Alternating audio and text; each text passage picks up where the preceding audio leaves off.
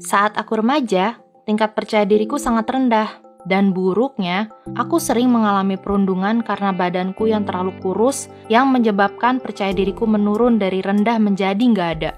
Aku sering melihat gadis-gadis cantik berjalan dan mengobrol dengan anak lelaki di lorong sekolah. Apa yang harus lakukan untuk ada di posisi mereka? Aku begitu iri, karena aku nggak bisa mendapatkan perhatian dari anak lelaki seperti mereka dan nggak yakin bagaimana caranya agar ada yang suka denganku. Kemudian, aku bertemu Brand. Brand mulai jalan bareng denganku di lorong dan bantu membawa barang-barangku. Sebelumnya nggak pernah ada yang berbuat ini padaku, dan aku sendiri nggak ngerti kenapa dia begitu. Maksudku, dia tinggi, ganteng, dan humoris. Dia bisa aja dapetin siapapun yang dia mau. Aku mulai suka sama dia, karena nggak pernah ada anak lelaki yang perhatian sama aku. Setelah berteman beberapa lama, dia minta aku jadi pacarnya. Aku nggak percaya apa yang aku dengar. Kira aku mimpi. Jadi dengan cepat dan senang, aku jawab iya sebelum aku terbangun. Awalnya, semua terasa menyenangkan. Aku berasa ada di langit ketujuh, telepon setiap malam, berkirim pesan, jalan-jalan sambil bergandengan kemanapun. Pokoknya, dia adalah pacar yang sempurna, dan menurutku, kami punya hubungan yang sempurna juga. Itu hanya sampai beberapa minggu setelah kami pacaran.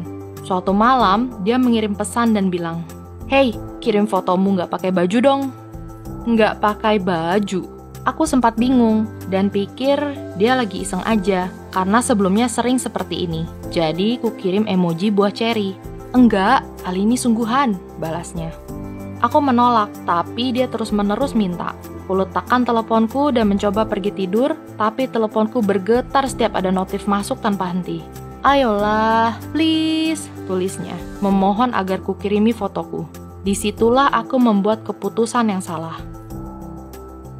Kuputuskan untuk mengirim beberapa foto, tapi bukan yang tanpa baju. Lebih ke foto yang manis dan sedikit menggoda.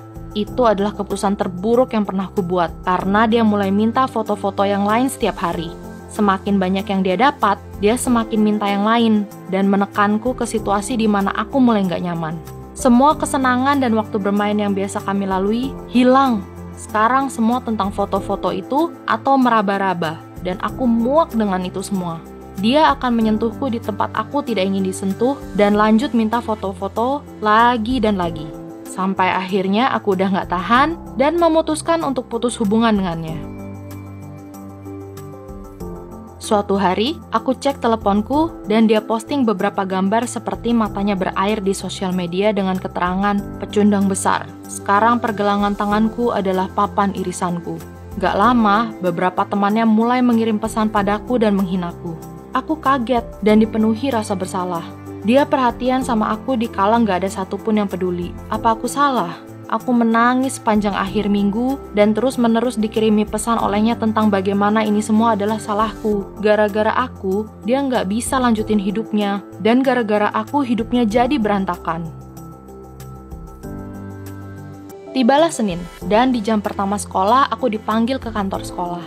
Perjalanan di lorong seakan begitu panjang dan sepi. Jantungku berdegup dan pikiranku kemana-mana. Apa aku dalam masalah? Ada yang terjadi? Saat aku duduk, konselor sekolah bilang dia dengar tentang Brand yang ingin menyakiti dirinya sendiri. Seseorang memberitahunya agar aku terkena masalah.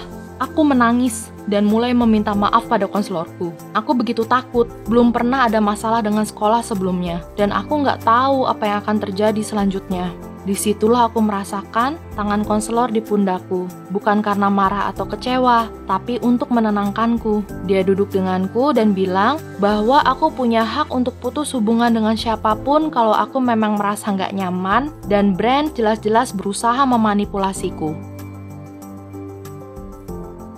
Akhir minggu kemarin setelah meragukan diriku sendiri, sedih dan khawatir hilang saat itu juga, dan aku diyakinkan bahwa tindakanku sudah tepat. Untungnya, kalau bukan ada yang iseng ingin membuatku terkena masalah, aku mungkin gak bisa cerita tentang hal ini dan akan menyimpan ini sendirian. Konselorku bilang bahwa yang dilakukan Brand salah karena dia memaksaku melakukan hal yang membuatku gak nyaman, dan salah karena berusaha memanipulasiku agar kembali pacaran dengannya. Setelah pembicaraan kami, konselor menghubungi Brand dan orang tuanya. Orang tuanya marah mereka nggak tahu kalau anaknya melakukan hal itu. Jadi mereka menghukumnya dan mengambil teleponnya. Kupikir masalah akan berhenti di sana, dan kami berdua bisa kembali ke jalan masing-masing dan melupakan yang sudah terjadi. Tapi Brand dan teman-temannya memiliki pendapat lain dan makin marah. Aku terus mendapatkan lirikan benci, jijik, dan rumor yang beredar tentangku. Dan awalnya, itu benar-benar menyakitiku, dan tingkat percaya diri yang kubangun beberapa bulan terakhir seakan hancur menghadapi kenyataan. Namun aku sadar, itu urusan mereka, bukan urusanku. Aku masih punya teman-teman di sekelilingku, dan situasi ini sama sekali nggak mempengaruhiku. Sampai sekarang, aku masih dengar omong kosong dari dia dan teman-temannya, dan kadang aku merasa sedih tentang kenangan manis saat kami bersama. Tapi aku tahu itu semua sudah berlalu, dan aku lihat sosok aslinya, dan kata-kata jahat itu. Aku nggak peduli, setiap dengar komentar negatif justru membuatku semakin percaya diri, dan aku belajar untuk menyayangi diriku sendiri dan melanjutkan hidup. Aku masih menyesal memberikan Brand apa yang dia mau hanya untuk membuatnya senang, walaupun aku merasa nggak nyaman. Tapi pengalaman ini mengajariku banyak hal dan membuatku semakin kuat pada akhirnya. Yang kupelajari di sini adalah, kalau kamu merasa nggak nyaman melakukan sesuatu, jangan lakukan itu hanya untuk menyenangkan orang lain. Jangan pernah merasa itu semua salahmu tanpa berpikir lagi, dan kalau ada hal yang terlanjur menjadi buruk, cari dan bicarakan dengan seseorang untuk mendapatkan masukan. Aku cukup beruntung dan terpaksa menceritakannya pada seseorang, tapi aku berharap bisa menceritakannya lebih awal. Belajarlah untuk menyayangi dirimu sendiri dan lakukan apa yang menurutmu benar dan tentunya yang membuat kamu senang. Kamu sangat penting, dan kalau kamu menyadari arti dan nilaimu yang luar biasa, semua kebencian yang ditujukan ke kamu nggak akan mempan.